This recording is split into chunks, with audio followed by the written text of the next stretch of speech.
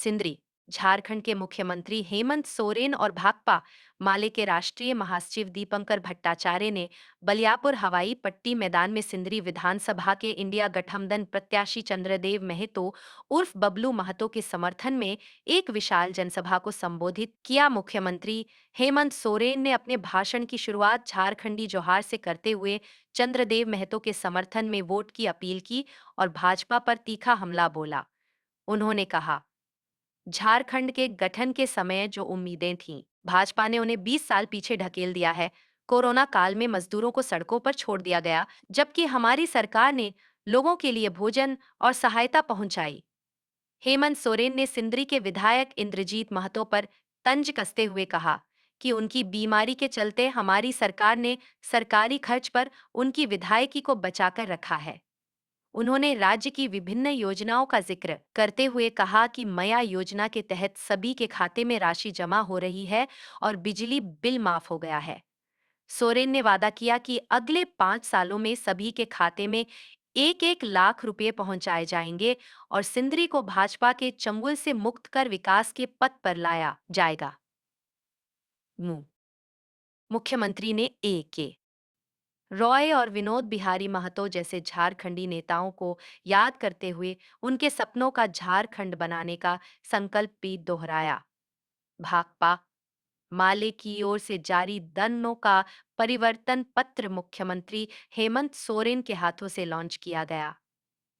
इसमें 10 मुख्य वादों के साथ कुल 55 मुद्दों को शामिल किया गया है, जिसमें रोजगार, स्वास्थ्य, शिक्षा और ग्राम स्वराज जैसे विषयों पर विशेष जोर दिया गया है। माले ने दामोदर नदी पर बैराज, जीटी रोड पर ट्रॉमा सेंटर, बलियापुर में मॉडल स्कूल और बरवाडा को प्रखंड बनाने की बात कही है। सभा को संबोधित करते हुए भाकपा माले महासचिव दीपंकर भट्टाचार्य ने भाजपा और अदानी मॉडल पर कटाक्ष किया। उन्होंने कहा, असम के मुख्यमंत्री जो असम के लिए बोझ बन चुके हैं, यहां आकर झूठ और नफरत की खेती कर रहे हैं। झारखंड में भाजपा की नीतियों ने बेरोजगारी और प्रदूषण को बढ़ावा दिया है। अब झारखंड में झूठ और नफरत की राजनीति नहीं चलेगी। इंडिया गठबंधन के उम्मीदवार चंद्रदेव महतो ने जनता को आश्वासन दिया कि सिंदरी को 5 साल में देश के मानचित्र पर स्थापित किया जाएगा। उन्होंने परिवर्तन पत्र के माध्यम से यह वादा किया कि अब सिंदरी के लोगों को पढ़ाई, कमाई और दवाई के लिए पलायन नहीं करना पड़ेगा। सभा का संचालन निताई महतो ने किया, जबकि अध्यक्षता पोलित ब्यूरो सदस्य आनंद महतो ने की। इस मौके पर महागठबंधन के कई वरिष्ठ नेता भी उपस्थित रहे, जिनमें झामुमो जिला सचिव मन्नू आलम, राज्य सचिव मनोज भक्त, राजद जिलाध्यक्ष तारकेश्वर यादव और अन्य गणमान्य नेता शामिल थे। इस रैली के माध्यम से महागठबंधन ने भाजपा के खिलाफ एक सशक्त संदेश दिया, जो आगामी विधानसभा चुनावों में जनता के बीच चर्चा का विषय बना हुआ है। आज यहाँ सिंदरी विधानसभा चुनाव प्रचार प्रसार के दौरान यहाँ बलियापुर के इस मैदान में जमा हुए आप सभी हमारे बलियापुर के माताएं, बहनें, नौजवान साथी, बड़े बुजुर्ग और हमारे साथ उपस्थित यहाँ मंच पर इंडिया गठबंधन के सभी सम्मानित सदस्यगण, आप सबका हार्दिक अभिनंदन करते हुए मैं आप सबको झारखंडी जोहार करता हूँ। जोहार, जोहार। बहुत संक्षिप्त में बातों को मैं रखूंगा, बहुत कम समय के लिए आया हूँ। बहुत सारे प्रत्याशियों के बीच हमें जाना भी है। कम शब्दों को अधिक समझने का प्रयास कीजिएगा। सड़क, पुल, पुलिया, स्कूल, कॉलेज, पानी, इस सब के बारे में तो लोग बताएंगे ही, कार्यकर्ता साथी बताते भी हैं। मैं आपको थोड़ा मोटा मोटा बात बता देना चाहता हूं, क्योंकि ये सिंदरी विधानसभा, जैसे कि पहले हमारे आदरणीय नेताजी ने कहा कि भारतीय जनता पार्टी के चंगुल में है, ये बात सही है। और अब जिस तरीके से हम लोगों ने इस बार महागठबंधन बन करके एक मजबूत अलायंस बना करके जो कार्य योजना तैयार किया है, इस राज्य से भारतीय जनता पार्टी का जड़ को उखाड़ देने का हम लोगों ने संकल्प लिया। ये सामंती विचार, ये सांप्रदायिक फैलाने वाले लोग, हमारे बीच समाज में जहर बोने वाले लोग, इनको अब झारखंड से खदेड़ने का हम लोगों ने संकल्प लिया।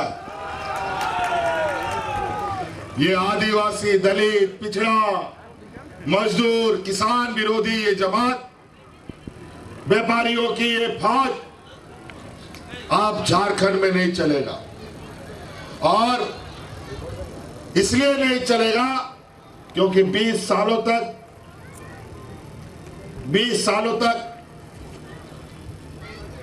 इस राज्य के अलग होने के बाद इन्हीं व्यापारी जमातों ने इस राज्य को हांकने का काम किया, इस राज्य को दिशा देने का काम किया और दिशा ऐसा दिखा दिया कि आज झारखंड आके जाने के बजाय कीचड़ में जाके धंस गया।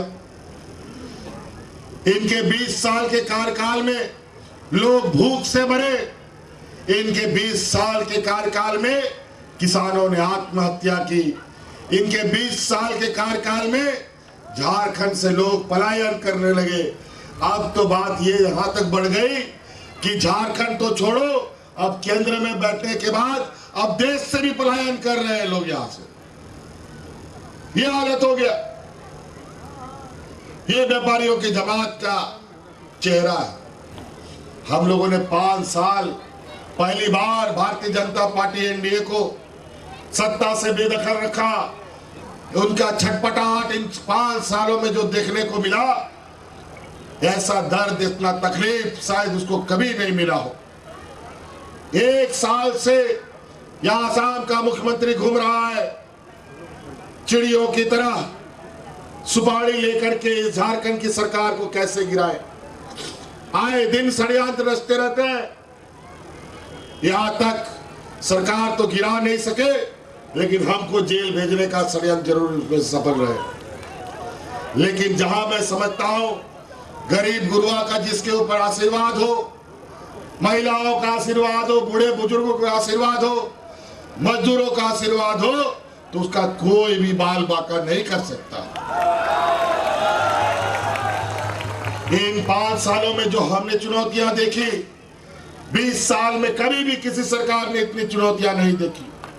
कोरोना जैसा महामारी आया और कोरोना में इतना लंबा समय कटा, 2.5 साल तक लगभग कोरोना हमारा लेके चला गया। और इस 2.5 साल में लोगों को बचाने के लिए हम लोगों ने एड़ी चोटी एक कर दी। ऐसा महामारी जिसका आता ना पता, कौन सा दवा लगेगा, कौन सा दवा नहीं, कुछ भी पता नहीं। आज इस कोरोना से जंग लड़ते लड़ते हमारे 2 मंत्री भी शहीद हो गए। हमें बड़ी कीमत चुकानी पड़ी। भाई जगन्नाथ महतो, हाजी हुसैन अंसारी साहब कोरोना के साथ निकल गए और इसी कोरोना का मार हमारे भाजपा के भी विधायक यहां पर आज के दिन में भी ऐसे स्थिति पर है जो पूरा लोग जानता है। आज अगर उनको आधी जिंदगी हम लोगों ने दे रखी है, तो 5 साल तक हम ही ने सरकारी खर्चे पर उनको आज आधा जीवित रखा है। और भारतीय जनता पार्टी, यही लोग ये कोरोना में फर्जी दवा सबको ठुकवा दिया। ऐसा दवा ठुकवा दिया कि आज के दिन में लोगों का मृत्यु दर में बढ़ोतरी हो गई है। और उन्हीं लोगों को इन लोगों ने दवा बनाने का जिम्मा दिया, जिन लोगों से इन लोगों ने चुनाव में चंदा लेने का काम किया है। अरबों खरबों सबके साथ धोखा, पूरा देश के साथ धोखा। ये पैसा के लिए कुछ भी कर सकते हैं, आज इसीलिए इस राज्य में जो हम लोगों ने 5 साल इस राज्य के गरीब, मजदूर, किसान लोगों के साथ खड़ा रहने का काम किया, 20 सालों में कभी नहीं हुआ। हम लोगों ने मजदूर के लिए ऐसी नीतियां बनाई, देश में पहली बार इससे मजबूत नीति कहीं नहीं बनी। आज हमारे मजदूर चाहे केरल में हो, तमिलनाडु में हो या विदेश में जाकर के फंस गया हो या मर गया हो, उनको छुड़ा करके वापस घर पहुंचाने का काम हमारी सरकार करती है। अनेक लोगों को हमने छुड़ाया, अनेक लोगों की पार्थिव शरीर उनके घर पहुंचाने का काम किया। नहीं तो पहले मजदूर जहां का तहां मर जाए, कोई लाने वाला नहीं, ये स्थिति था। आज के इस कोरोना की लड़ाई में हमारी महिलाओं ने सबसे अधिक हमारा साथ दिया था। ये मजदूर प्रधान राज्य है, या सबसे अधिक मजदूर है। कोई मजदूर अगर एक दिन काम नहीं करता, उसके घर में चूल्हा भी नहीं जलता है, उसका पूरा परिवार को भूखा सोना पड़ता है। और कोरोना काल में हमारी महिला दीदियों ने गांव-गांव, पंचायत, टोला मुख्यमंत्री दाल भात योजना चला करके उन गरीब मजदूरों को मुफ्त खाना खिलाने का काम करता था। तब यहाँ के मजदूर बचे, नहीं तो कोरोना काल में मजदूर घर से बाहर निकलता, कोरोना से मर जाता, और घर के अंदर रहता तो भूखा मर जाता। इनके डबल इंजन की सरकार में लोग हाथ में राशन कार्ड लेकर के बात मर गया। कोरोना जैसा विपत्ति में भी हम लोगों ने एक भी मजदूर को इस राज्य में नहीं मरने दिया, और महिला दीदियों के सहयोग से पूरे राज्य को बचाने का काम किया। और उसी समय हमने संकल्प लिया, इस राज्य की महिलाओं को उनके पैरों पर खड़ा करेंगे, उनको मजबूत करेंगे। और आज उनके लिए मुख्यमंत्री मैया सम्मान योजना हमने लाया है। आज राज्य की सभी महिलाओं के खाते में 1000 टका जा रहा है। जा रहा है कि नहीं जा रहा है, भैया लोग बताओ, जा रहा है? चलिए, बहुत बढ़िया। अभी बबलू जी को यहाँ जिताइए, भाजपा के चंगुल से इस सिंदरी को बाहर निकालिए और फिर सरकार बनाइए। हमने संकल्प लिया है, अगले 5 साल के भीतर में आपके खाते में 1-1 लाख रुपया पहुंचाने का हम आपको वादा करते हैं। और उसका जो पहला कदम पड़ने वाला है, हमने निर्णय ले लिया है कि अभी जो अगला महीना, अभी का महीना का पैसा आया कि नहीं? आया कि नहीं? आ रहा होगा, आजकल में आ जाएगा या आ गया कई जगह। तो चौथा किस्त आया कि नहीं? चौथा किस्त, चलो ठीक है। अभी दिसंबर में जो है ना, जो 1000 टका है, वो 1000 बढ़ करके 2500 हो जाएगा। ठीक है, चिंता मत कीजिए, अभी धीरे धीरे बढ़ेगा साहब, लेकिन सरकार आपका होना चाहिए, मूलवासी आदिवासियों का सरकार होना चाहिए, मजदूर किसान का बेटा होना चाहिए आपका जनप्रतिनिधि। इसीलिए आप बबलू महतो को हर हाल में जिताइए। आज के दिन में भी हमारा गांव देहात इतना गरीब है, जो छोटा छोटा जरूरत के लिए बड़े बड़े महाजनों से कर्जा लेता है, 5000 10,000 टका, चाहे बच्चा का फीस भरना हो, चाहे कोई इलाज करना हो, चाहे बिजली का बिल का भरना हो। अगर समय पे बिजली का बिल नहीं भरते हैं तो पुलिस और कोर्ट कचहरी हो जाता है। अगर समय में फीस नहीं दो तो बच्चा को स्कूल से बाहर कर देता है, निकाल देता है कि नहीं? लेकिन आज आपका वो बोझा हमने अपने कंधे पे लिया, और आज आपका सारा बिजली का बिल का बकाया हमने माफ कर दिया। बिजली का बिल माफ हुआ कि नहीं? हो गया? बोझ हल्का हुआ कि नहीं? पूछो भारतीय जनता पार्टी के लोगों से कि 20 साल तक कौन सा गरीब का बोझ तुमने घटाया, कौन सा किसान का बोझ घटाया? एक भी नहीं बता सकता। 20 सालों में हमारा ये 4 साल का कोरोना की लड़ाई और फिर 2.5 साल का ये काम, आज हम लोगों ने आपके साथ दुख दर्द में खड़ा होने का काम किया। यहाँ किसान आत्महत्या करते थे। पहली बार 20 साल में हम लोगों ने किसानों का ऋण माफ करने का भी काम किया है। तो कई ऐसे चीजें हैं। ये वीर भूमि है, विनोद बिहारी महतो जी का भूमि है। और आज यहाँ का संघर्ष, यहाँ का इतिहास किसी से छुपा नहीं है। आदरणीय दिसोम गुरु शिबू सोरेन जी आज बुजुर्ग हो गए, नहीं आ पाए, नहीं तो वो जरूर यहाँ होते। A.K. राय अब इस दुनिया में नहीं है, विनोद बिहारी जी इस दुनिया में नहीं है। आज उनके संघर्ष के हम बच्चे हैं, उनके नई पीढ़ी है, हमें उनके संघर्ष को नहीं भूलना चाहिए। आज इसीलिए गरीब गुरुआ संघर्ष नहीं करेगा तो मारा जाएगा। और आज आपका नेतृत्व करने के लिए हम लोगों ने पूरे महागठबंधन के साथ, पहले हम लोग भी आपस में छीना झपटी करते थे, तो दो आदमी लड़ाई लड़ता था, तीसरा लोग फायदा उठा लेता था। अब ये फायदा नहीं उठाने देंगे, इसलिए हम लोगों ने एक साथ चलने का मन बनाया और बबलू जी को यहाँ हम लोगों ने प्रत्याशी के रूप में और मेरा आँख कान नाक के रूप में यहाँ हमने इनको रखा है। और इनको जिताने का काम कीजिए। और विशेष नहीं कहते हुए जिताइएगा ना, इनको पक्का जिताइएगा ना, यहाँ बीजेपी से मुक्ति मिलेगा ना। चलिए, बहुत बहुत धन्यवाद। इन्हीं बातों के साथ हम आगे जाने का विदा लेना चाहेंगे। 5 नंबर ईवीएम मशीन पर है, हाँ, और 3 तारा का निशान। सभी लोग, आप लोग भारी मतों के साथ उसमें बटन दबाकर इनको विजय बनाएं, ताकि यहाँ के मजदूरों का हाथ मजबूत हो सके। धन्यवाद, जोहार। माननीय मुख्यमंत्री जी से एक आग्रह रहेगा, सिंदरी विधानसभा का परिवर्तन पत्र को आप अनावरण करेंगे।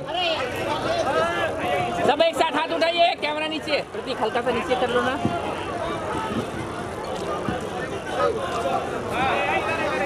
प्रतीका का कैमरा आइए।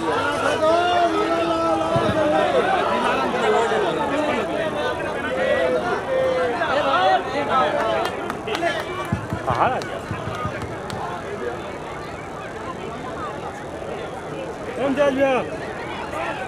कैसे उठाएंगे, सीएम का है ना, आवाज आएगा।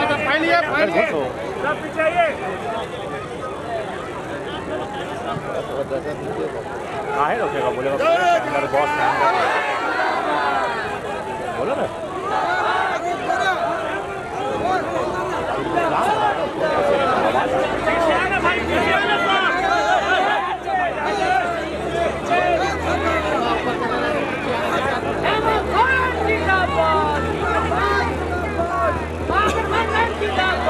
मैनिफेस्टो उल्टा है।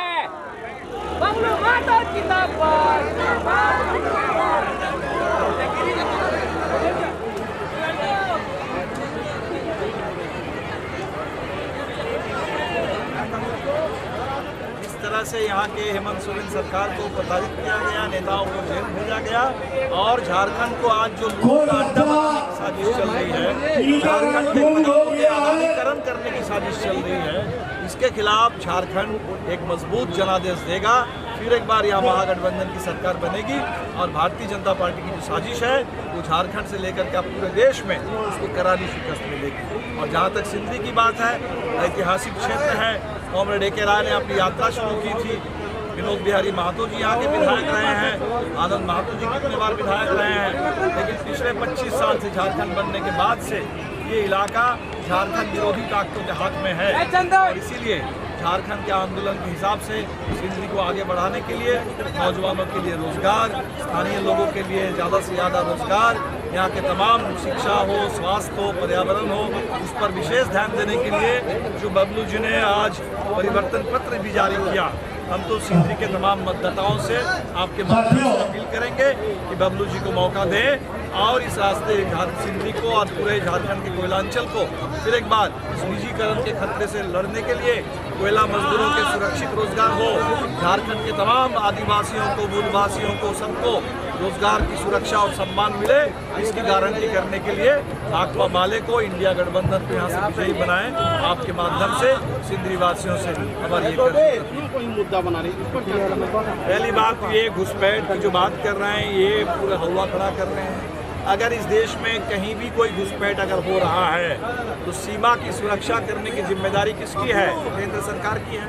बीएसएफ जो है वो किसके मातहत काम करती है? अमित शाह के मातहत है। तो कहीं भी अगर भारत की सीमा अतिक्रमण करके गैर कानूनी ढंग से कोई भी अगर आ रहा है, इसके पूरे के पूरे जिम्मेदार भारतीय जनता पार्टी की सरकार है, उसको जवाब देना चाहिए।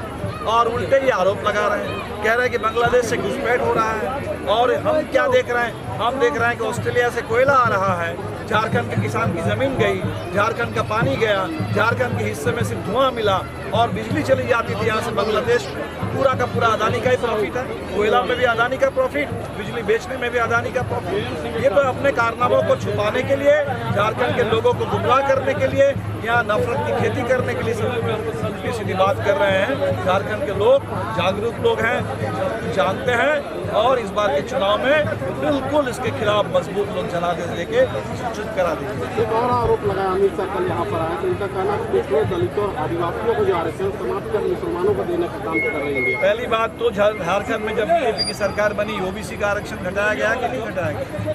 तो ओबीसी का आरक्षण कम करने वाले लोग और आज पूरे अभी अपने बिहार में 65% आरक्षण बिहार विधानसभा ने पारित किया था, झारखंड विधानसभा ने पारित किया ज़्यादा आरक्षण। जो यहाँ से पारित हो रहा है उसको होने नहीं दे रहे हैं लागू, और आकर के यहाँ लेकर के गलत बात कर रहे हैं। हर चीज में इनको हिंदू मुस्लिम जबकि झारखंड की पूरी विरासत है, सिद्धो कानून से लेकर के के जमाने से झारखंड की विरासत है। यहाँ के आदिवासी, यहाँ के सर, अभी जो सिंदरी की परिस्थिति हो रखी है, युवा जितने बेरोजगार घूम रहे हैं, इसमें आपका क्या विजन है? इसमें तो अगल बगल में जितने अवसर है रोजगार का, उन अवसरों पर हम लोग कोशिश करेंगे कि यहाँ के स्थानीय को पूरी अवसर मिले और इसके अलावा और उद्योग लगे, यहाँ रोजगार का सृजन हो। इसको कराने का एक जो माहौल होता है, उस माहौल को बनाने में हम लोग अपना काम करेंगे। सिंदरी में दो बड़े कंपनियां हैं, यहाँ पढ़े लिखे युवाएं बेरोजगार हैं, उनके लिए आपके पास क्या योजनाएं हैं? उन कंपनियों में हम लोग जब बन रहा था तब से लगातार कोशिश में है, संघर्ष कर रहे हैं कि यहाँ के लोगों को रोजगार मिले। उस समय सरकार का भी कोई कानून नहीं आया था, लेकिन आंदोलन के माध्यम से हम लोग एक तय करवाए थे, त्रिपक्षीय वार्ता में तय हुआ था 70% का। फिर सरकार का कानून आया, उस कानून को अब लागू कराने की ज़रूरत है। तो आने वाला दिन हम लोग 75% को 100% हूबहू लागू कराएंगे और हम लोग का कोशिश होगा कि ये और आगे बढ़े, 100% स्थानीय को योग्यता के अनुसार काम में रखें। यहाँ के लोग 75% बाहरी जगह पे जाके कार्य कर रहे हैं, उनके लिए क्या योजनाएं? यहाँ के अवसरों का सृजन का मैंने पहले ही कहा था, सृजन का हम लोग प्रयास करेंगे। जितने अभी जगह हैं उन जगहों पर तो हम लोग प्रयास लगाने का काम करवे करेंगे। इसके अलावा हम लोग कोशिश करेंगे कि यहाँ और उद्योग लगे, रोजगार के और सृजन हो। क्या हो सकता है, नहीं हो सकता है, उसको हम लोग आने वाला दिन देख के उस पर काम सिंदरी कारखाना खुलने से यहाँ के युवाओं में खुशी थी कि हमें रोजगार मिलेगा, लेकिन फिर निराशा ही आती है कि अगर आप जीते हैं तो युवाओं के लिए क्या करेंगे? सिंदरी की जनता में यदि मायूसी है तो ये मायूसी के जो कारण है उनसे सवाल होना चाहिए। भाजपा के लोग ये प्रतिनिधित्व में है, उनसे सवाल होना चाहिए। ये मोदी जी का ड्रीम प्रोजेक्ट है। ड्रीम प्रोजेक्ट में मोदी जी को सिर्फ चिमनियों में धुआं उठना या फिर फैक्ट्री चलना दिखता है। यहाँ के अगल बगल बेरोजगार हैं, उनको वहाँ नियोजित हो, रोजगार मिले, ये उनके सपने में नहीं आता है। तो हम समझते हैं कि उनको सपने में लाने के लिए हम लोग को ऐसा कुछ करना होगा, लोगों को संघर्ष को तेज करना होगा ताकि सपने में मोदी जी के सपने में आए। जगदीश रवानी और धनीधर मंडल भाजपा शामिल हो गए, क्या कुछ नुकसान देख रहे हैं आप? चुनावी में बहुत कुछ नुकसान नहीं है, लोग मन बना चुके हैं इस बार बदलाव का, और बदलाव की जो बयार बह रही है उसमें कहीं कोई बाधा नहीं है, कोई उसका प्रभाव नहीं पड़ेगा। सिंदरी विधानसभा क्षेत्र बहुत बड़ा है, इसमें एक भी बड़े अच्छे स्वास्थ्य केंद्र नहीं है, तो यहाँ के लोग कहाँ जाके इलाज कराएंगे? उसके लिए भी हम पहले भी कई बार बोले हैं। सिंदरी में अस्पताल हुआ करता था, एक समय पूरे जिला का सबसे अच्छा अस्पताल हुआ करता था, पूरे ज़िले के लोग आके इलाज कराते थे। वो अस्पताल FCIL के साथ ही बंद हो गया। चूँकि अब HURL शुरू हुआ है, रासायनिक कारखाना है, कभी भी कुछ भी हो सकता है। यदि रासायनिक दुर्घटना होती है तो यहाँ के लोगों का बहुत प्रतिकूल प्रभाव पड़ेगा, इसलिए सिंदरी में ही अस्पताल खुलना चाहिए। ये जब एम्स झारखंड को मिला था तब भी हम लोग बोले थे कि आने वाला दिन कभी ना कभी कारखाना नया ढंग से चालू होगा ही।